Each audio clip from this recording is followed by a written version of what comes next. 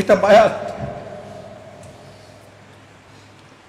এটা কোনো ইচ্ছা অনিচ্ছার ব্যাপার না, এটা কোনো পছন্দ অপছন্দের ব্যাপার না, এটা শখের ব্যাপার না, এটা জামাত ইসলামের কোনো কাজ নয়, এটা জামাত ইসলামের কোনো আলাদা প্রজেক্ট নয়, এটা আপনার ঈমান, এটা আপনার ঈমানের দাবি, এটাই আপনার ঈমানিয়াত।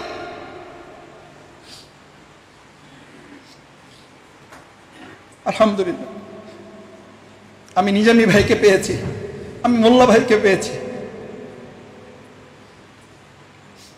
আমি মীর কাসিম আলী ভাইকে পেয়েছি, আমি কামরুজ্জামান ভাইকে আমার নিজের চোখে যেতে দেখেছি। কাশিমপুর হাই সিকিউরিটি থেকে তাকে আরেকটা জেলে নেওয়া হচ্ছে ফাঁসি কার্যকর করার জন্য। আমি দিলওয়ার ভাই দাঁড়িয়ে আছে হসপিটালের সামনে তাকে একটা সালাম দেওয়ার জন্য, দূরে, অনেক দূর থেকে। এখনো সেখানকার জেলার সহকারী জেল সুপার যারা ছিলেন তারা আমাদেরকে বলতেন যে মাসুদ ভাই আপনারা সালাম দিয়েছিলেন, ওনার কানে পৌঁছেছে। আমরা অনেকে বলেছিলাম যে স্যার দুইজন আপনাকে সালাম দিয়েছে, আপনি যদি একটু তাকায় ওদেরকে সালামের জবাব দিতে পারেন। কামরুজ্জামান ভাই চোখটা সামনে রেখে মাথাটা না ঘুরিয়ে জেলার সুপার ডাক্তার তাদেরকে বলেছিল, ইসলামী আন্দোলনের কর্মীরা কখনো ফাঁসির মঞ্চে যেতে পিছনের দিকে তাকায় না। মাসুদ দিলওয়ারকে বলে দিও যদি আমার সাথে দুনিয়ার সাক্ষাৎ না হয় ওদেরকে জানিয়ে দিয়েন আপনারা যে ওদের সাথে জান্নাতুল ফেরদাউসে দেখা হবে।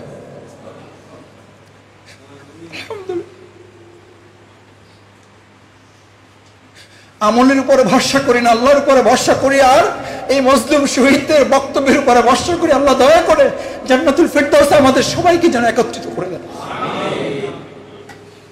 কি বলবেন সেদিন? কি বলবেন দেখা হলে? কি বলবেন? দেলোয়ার হোসেন সাঈদী হুজুর এখানে 11টা বছর জেলখানায়, 12 বছরে পড়েছে।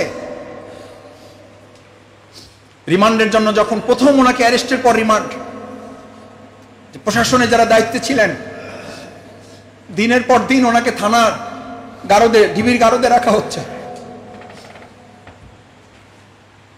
একজন শুধু আমাকে বললেন যে ভাই যদি সুযোগ থাকে আজকে জুমার নামাজ আমি এক জায়গায় পড়বো, আপনি পড়তে আসবেন, ওখানে পড়তে আসলে সাথে 2টা জানামাজ নিয়ে আসবেন। ওনার চুক্তি বাস্তবায়ন করতে এত কষ্ট করছেন, আমি কি করছি? 2টা জানামাজ দিয়ে আসবেন। আমি বললাম 2টা কেন? বলে যে আসেন তারপরে বলবো। 2টা জানামাজ নিয়ে মসজিদে নামাজ পড়েছি।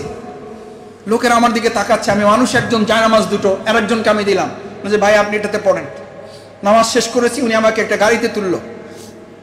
গাড়িতে তোলার পর আমাকে বুকে জড়িয়ে ধরে চোখে পানি ছেড়ে দিয়ে বললো, মাসুদ ভাই সাঈদী হুজুরে ডিউটি করে মাঝে মধ্যে যখন দেখি মাথার নিচে 2টো হাত দিয়ে শুয়ে আছেন,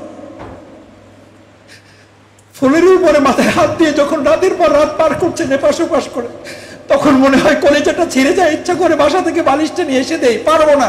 জায়নামাজ 2টো দেন, 2টা জায়নামাজ নামাজের উসিলা করে দেবো, হুজুরকে বলবো হুজুর নামাজ শেষ করে জায়নামাজ 2টো একটু মাথার নিচে দিয়ে ঘুমাবে।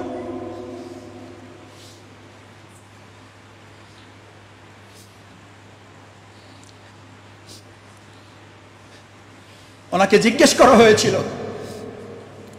ওনাকেও জিজ্ঞেস করা হয়েছিল এই আন্দোলন ব্যতিরেকে আপনি অন্য যা কিছু করেন সেই আন্দোলনের আপনাকে আমির বানিয়ে দেওয়া হবে, সভাপতি বানিয়ে দেওয়া হবে,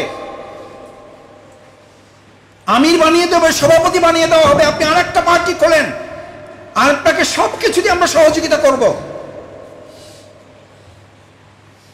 আলহামদুলিল্লাহ, এই বায়াতি জিন্দিগিকে সামনে রেখে, শপথের অঙ্গীকারকে সামনে রেখে উনি বলেছিলেন আমি তো এই আন্দোলনের কর্মী হওয়ার জন্য এসেছি, আমির হওয়ার জন্য আসি না, কারণ এটা আমার বায়াতের হক, এটা আমার শপথের হক।